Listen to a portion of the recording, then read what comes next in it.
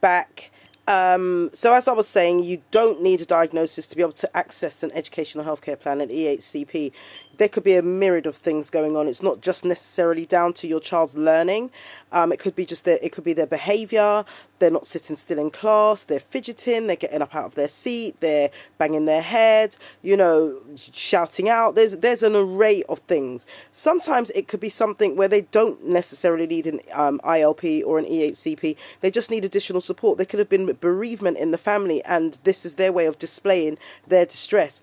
There's a whole host of things. So like I said, 12 weeks should be at least a minimum to give you some idea and understanding of what's going on. The school have a responsibility to you and your child to make sure that they're safe within the school environment and that they're getting the correct care and support that is needed so that they can be part of school society. Now, excuse me. On top of that, one of the areas that I know many parents don't necessarily want to be part of, and that is where you can get a family support worker from the social services department in your local authority.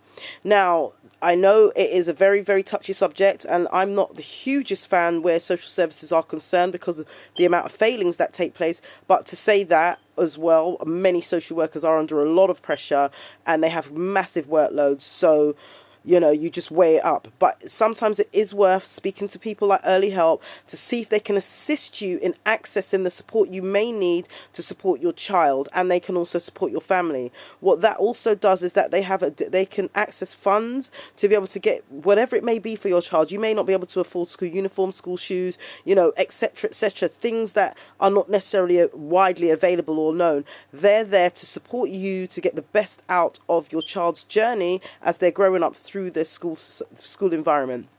So that is another option.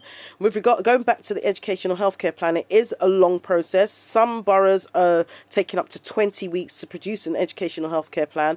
This is why it is so important that you are in good communication with your school, you go down, you have the meeting, you keep checks, you get reports so that you have your own information and evidence of what's taken place.